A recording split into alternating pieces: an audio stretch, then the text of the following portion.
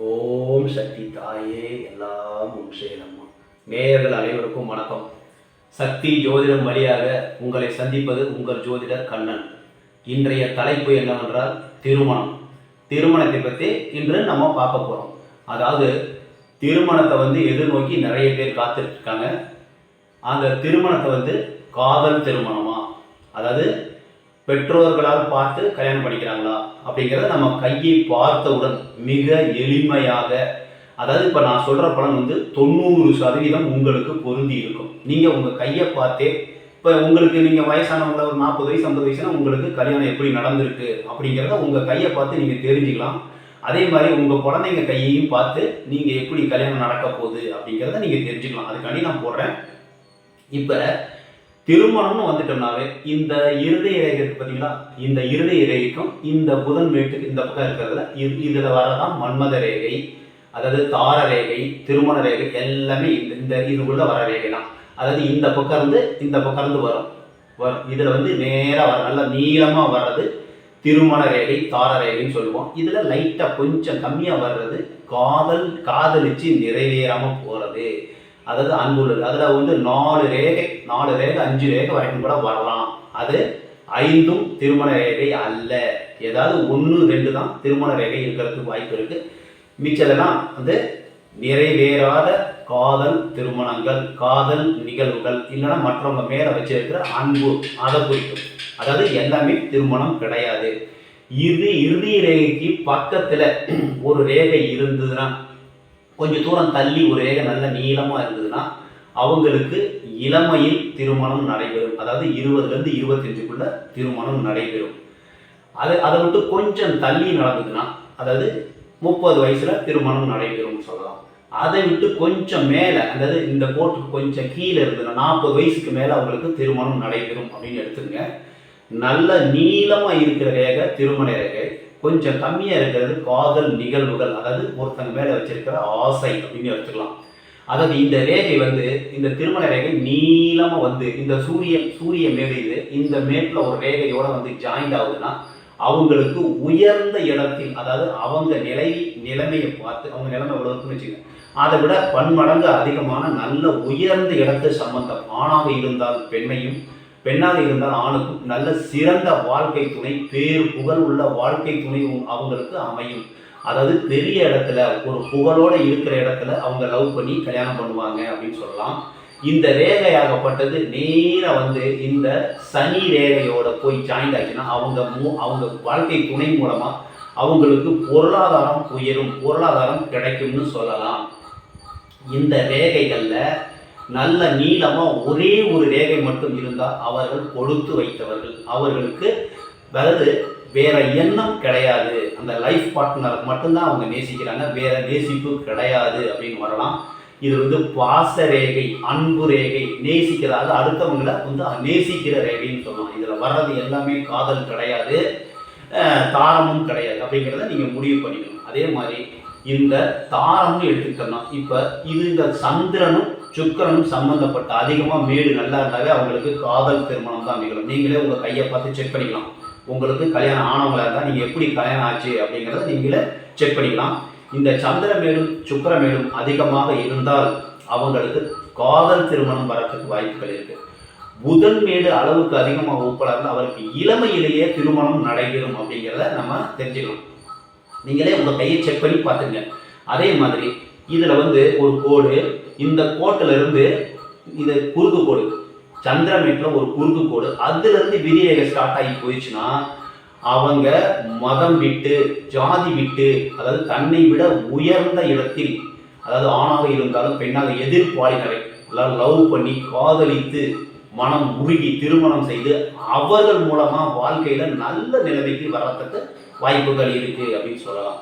அதாவது இல்லைன்னா விதி ரேகையில் போய் இந்த சந்திரமேட்டில் ஒரு ரேகை ஜாயின் ஆனாலும் லவ் பண்ணி அவங்க கல்யாணம் பண்ணிக்குவாங்க அப்படின்னு சொல்லலாம். அதாவது லவ் மேரேஜ் வர்றதுக்கு வாய்ப்புகள் இருக்குது.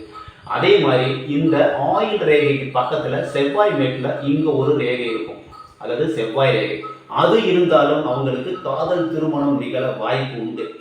எந்த வயசில் கல்யாணம் நடக்கும் அப்படின்னா, இந்த விதி ரேகையில் ஒரு கிராசிங், இந்த செவ்வாய் மேட்டில் ஒரு கிராசிங் வரும். அந்த வயசில் அப்போ இதுலேருந்து பக்கத்தில் வந்துன்னா ஒரு 20 வயசு 25 வயசுக்குள்ள, இது 30 வயசு, அந்த அந்த எந்த வயசில் கல்யாணம் நடக்குங்கிற வயசு தெரிஞ்சுக்கணும். அந்த இடத்துல லைட்டாக ஒரு கோடு மாதிரி வரும், அதுதான் கல்யாணம் நடக்கிற வயசு. அந்த வயசு உங்களுக்கு தெரியும், நான் சொல்லியிருக்கோமா நமக்கு தெரியலன்னா முன்னாடி காணொலியில் ஒரு 10 பாடம் போட்டிருக்கேன், அதை நீங்கள் போய் பாருங்கள். இந்த சேனலை சப்ஸ்கிரைப் பண்ணாதவங்க சப்ஸ்கிரைப் பண்ணிக்கங்க. இது வந்து உங்களுடைய லைஃப்பை பற்றி தெரிஞ்சுக்கிறது, திருமண வாழ்க்கை எப்படி அமையும், எவ்வாறெல்லாம் அமையும் அப்படிங்கிறத பற்றி தெரிஞ்சுக்கிறது முக்கியமானது. நீங்கள் உங்கள் கையை பார்த்தே நீங்களே தெரிஞ்சுக்கணும், அடுத்தவங்களை கேட்கணுங்கிற அவசியம் கிடையாது. அந்த வயசில் அந்த செவ்வாய்மேட்லேருந்து ஒரு கிராசிங் போகும், அந்த விதிரேகை ஆயுள் ரேகை வெட்டும். அந்த தடை வரும்போது அந்த நேரத்தில் அந்த வயசில் கல்யாணம் திருமணம் நடைபெறும் அப்படின்னு சொல்லலாம். அதே மாதிரி சுக்கிர மேட்டில் ஒரு ப்ளஸ் குறி, குரு மேட்டில் ஒரு இன்டூ மார்க், அதாவது இன்டூ மார்க் மாதிரி இப்படி இருந்ததுன்னா அவங்களுக்கு காதலில் வெற்றி பெறுவதற்கு வாய்ப்பு உண்டு. காதலில் வெற்றி அதை குறிக்கும். அதே மாதிரி இந்த சுக்கிரமேட்டில் ஸ்டார் குறி இருந்ததுன்னா காதல் தோல்வியை ஏற்படுத்தும், காதல் தோல்வியில முடியும் அப்படின்னு சொல்லலாம். அதே மாதிரி இந்த சுக்கிரமேட்டிலிருந்து விதி ரேகைக்கு ஒரு ரேகை போய் ஜாயிண்ட் ஆகலாம், இல்லை விதி ரேகையை இங்கிருந்து போய் ஜாயிண்ட் ஆகலாம். அப்போ நிறைவேறாத அல்லது அளவுக்கு, அதாவது தன்னுடைய நிலைக்கு மேலே உயர்ந்த இடத்துல இருக்கிறவங்கள காதலிச்சு, காதலில் அதிகமான காதல், அதாவது கண்மூடித்தனமான காதல்னு சொல்லணும், அந்த மாதிரி கண்மூடித்தனமாக காதலிச்சு, அதாவது உயர்ந்த இடத்துல அவங்க இருப்பாங்க, அவங்கள காதலிச்சு ஏமாற்றம் அடைந்து, அதாவது துன்பப்படக்கூடிய ஒரு சுச்சுவேஷன் அமையும். அதாவது சுக்கரன் வந்து காமக்காரகன், அந்த அதுலேருந்து ரேகை வந்து போய் விதி ரேகையோடு ஆரம்பிச்சு தொட்டாலோ, இல்லை விதி ரேகையே இங்கேருந்து ஆரம்பித்தாலோ அதீதமான வாழ்க்கை பூரா காதலை குறிக்கக்கூடியதாக இருக்கும். அதாவது அதில் வந்து ஒரு தீவுலேருந்து அந்த குறி ஆரம்பிச்சு போச்சுன்னா, அதாவது அவங்க வாழ்க்கை பூரா, அதாவது பொதுவாக வந்து அது பெண்கள் கையில் தான் இருக்கும். அது மாதிரி இருக்கும்போது அவங்களை வந்து அந்த இளமையிலேயே பாலியல் தொந்தரவு, அதாவது பாலியல் குற்றங்கள் அதாவது ஈடுபட்டு அந்த மாதிரி சித்திரவதை அனுபவிக்கிறதுக்கு வாய்ப்புகள் இருக்குது. இதெல்லாம் வந்து 90% நீங்கள் உங்கள் கையை பார்த்து தெரிஞ்சுக்கலாம். அது வந்து சரியில்லாத அமைப்பு. சுக்கிரமேட்டிலேருந்து விதிரேகை போய் ஜாயிண்ட் ஆகுதுன்னா அது சரியில்லாத அமைப்பு அப்படின்னு சொல்லணும். அதே மாதிரி இந்த திருமணம் வந்து ஒரு முக்கோணம், இந்த சுக்கிரமேட்டில் ஒரு முக்கோணம் இருந்தால், அதாவது சொந்தத்தில் அத்தை பையன் மாமா பொண்ணு அந்த மாதிரி சொந்தத்தில் திருமணம் அமையணும் அப்படின்னா முக்கோணம் இருக்கும். அந்த மாதிரி முக்கோணம் இருந்தால் சொந்தத்தில் திருமணம் அமையும். அதே மாதிரி திருமணம் என்பது சொர்க்கத்தில் நிச்சயிக்கப்படுகிறதுங்கிறோம். இதை நம்ம கையை பார்த்து 90% நம்மளே தெரிஞ்சுக்கலாம். இப்போ ஒரு 40-50 வயசுனா நமக்கு எப்படிலாம் கல்யாணம் நடந்திருக்கு அப்படிங்கிறத நீங்கள் ரிவிஷன் பண்ணி பார்த்தீங்கன்னா தெரிஞ்சிடும். இதுக்குள்ளே தான் வரும் மோஸ்ட்லி. ஒரு சில நேரங்களில் 10% எதுக்கு நான் சொல்கிறேன்னா, வேற கிரக மேடுகளோட அதிகம், அதே மாதிரி வேற ரேகைகளுடைய வளர்ச்சி, அந்த மாதிரி திருமணத்தை குறிக்கும் ரேகை வரும். ஆனால் 90% நான் சொன்னதுக்குள்ளே தான் வரும். நீங்கள் பாருங்கள், பார்த்துட்டு கமெண்ட் பண்ணுங்கள், ஷேர் பண்ணுங்கள். அதாவது சப்ஸ்கிரைப் பண்ணவங்களுக்கு, புதுசாக பார்க்குறவங்க சப்ஸ்கிரைப் பண்ணிங்க. உங்களுக்கு பயனுள்ள தகவல்கள், அதாவது உங்கள் கையை பார்த்தவுடன் நீங்களே உங்களுக்கு புரியலன்னா திரும்ப திரும்ப இந்த காணொலியை பாருங்கள். உங்களுக்கு சைடில் ஒரு கையும் போட்டு படமும் போடுவேன், உங்களுக்கு புரியும். அப்படி புரியலன்னா திரும்ப திரும்ப பார்த்து பயன்பெறுங்கள். அதாவது தாரம் என்பது வாழ்க்கையில் மிக மிக முக்கியமானது. இந்த தார ரேகையில் வந்து ஒரே ஒரு எந்த கோடுமே இல்லை, ஒரே ஒரு கோடு நல்ல நீளமாக இருந்தாலும் அவங்க கொடுத்து வைத்தவர்கள்.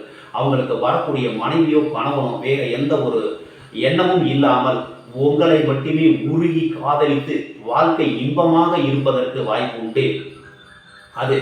அதே மாதிரி சந்திரமேட்டிலிருந்து ஒரு ரேகை விதி ரேகை ஆரம்பிச்சு சல்லுன்னு போயிடுச்சுன்னா அவங்க வந்து மதம் விட்டு, இனம் விட்டு, ஜாதி விட்டு லவ் பண்ணி காதலித்து திருமணம் செய்து கொள்வார்கள். அவர்களுடைய இணை வந்து அவர்களை விட உயர்ந்த இடத்தில் திருமணம் செய்யக்கூடிய வாய்ப்புகள் இருக்கு. இதே மாதிரி திருமணம் வந்து நீங்கள் உங்கள் கையை பார்த்தோன்னு தெரிஞ்சுக்கிறதுக்கு நான் போட்டிருக்கேன்.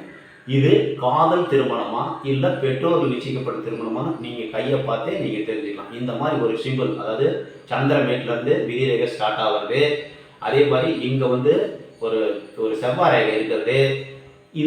இந்த கிராசிங் வந்து எந்த வயசில் கல்யாணம் நடக்கும் அப்படிங்கிறது காமிக்கிறது. இதுவும் காதல் திருமணம். அதே மாதிரி இந்த சூரிய மேட்டுக்கு இந்த ரேகை போகிறது காதல் திருமணம், உயர்ந்த இடத்துக்கு காதல் திருமணம். அதே மாதிரி சனி ரேகை போய் தொட்டாக்க மனைவி மூலமாக கணவன் மூலமாக வருமானம் வர்றது, அதுவும் லவ் மேரேஜ் வரத்துக்கு வாய்ப்பு இருக்குது. அதாவது பொதுவாகவே சந்திரனும் சுக்கிரனும் சம்மந்தப்பட்டால் அது அதிகமாக, அந்த மேடு அதிகமாக இருந்தால் அவங்களுக்கு காதல் திருமணம் நிகழ்வதற்கு வாய்ப்பு உண்டு. புதன் வீடு அதிகமாக இருந்தால் இளமையிலே திருமணம் நடக்கிறதுக்கு வாய்ப்பு இருக்கு. சின்ன அதாவது இந்த ரேகை வந்து சின்னதாக இருந்தால் காதல் நிகழ்வுகள், நிறைவேறாத திருமணங்கள் அப்படின்னு நிகழ்கிறதுக்கு வாய்ப்பு இருக்கு. இதில் ஒரு சில பேருக்கு வந்து கல்யாணம் பண்ணாமையே வேற ஒருத்தவங்களோட தொடர்பு இருக்கிறத கூட நம்ம வந்து அதில் கண்டுபிடிக்கலாம். ஆனால் வந்து அது வந்து ஒரு சில பேரோட ஆசையை கூட குறிக்கும், ஒரு பாசத்தை கூட குறிக்கும், ஒரு அன்பை கூட குறிக்கும். நம்ம வந்து அது மாதிரி தப்பாக சொல்லிட முடியாது. ஒரு வேலையை வந்து ஆராய்ச்சி பண்ணும்போது உங்களுக்கு 4 பேர் 4 ரேகை இருந்துச்சு, 4 பேர் மேலே நீங்கள் அளவுக்கு அதிகமாக பாசம் வச்சுருக்கீங்க அப்படின்னு தான் சொல்லணும் மொழியை எடுத்தோன்னே நம்ம சொல்லிடக்கூடாது. அது தவறு வரத்துக்கு வாய்ப்பு இருக்குது. அதே மாதிரி இறுதி ரேகை பக்கத்துலேயும் இருந்துனா உடனே கல்யாணம் ஆகிரும் ஒரு 25 வயசுக்குள்ளார அப்படின்னு சொல்ல முடியாது. ஒரு 2 வயசு 3 வயசு டிஃப்ரெண்ட் வரத்துக்கு வாய்ப்பு இருக்குது. ஏன்னா நம்ம வந்து கரெக்டாக அளந்து மில்லிமீட்டர் அளவுக்கு அளந்து பார்த்து நம்ம இது பண்ணோம்னா அந்த இது கரெக்டாக வரும். அதே மாதிரி உங்கள் கையை பார்த்தே நீங்கள் காதல் திருமணமா இல்லை பெற்றோர்கள் சொல்லி கல்யாணம் பண்ணிக்குவீங்களா இல்லை எந்த வயசில் கல்யாணம் நடக்கும் அப்படிங்கிறத நான் தெளிவாக போட்டிருக்கேன். பாருங்கள், பார்த்துட்டு கமெண்ட் பண்ணுங்கள், ஷேர் பண்ணுங்கள். புதுசாக பார்க்குறவங்களால சப்ஸ்கிரைப் பண்ணிக்கங்க. உங்களுக்கு நான் போடக்கூடிய காணொலி உடனுக்குடன் வரும். இது மாதிரி உங்களுக்கு பயனுள்ள குறிப்புகளை, ஜோதிட தகவல்களை, கைரேகைப்பட்டதையும் நான் வந்து போட்டுகிட்டே வரேன். நீங்கள் பார்த்து பயன்பெறுங்கள் என்று கூறி உங்களிடமிருந்து விடைபெறுவது உங்கள் ஜோதிடர் கண்ணன். வணக்கம்.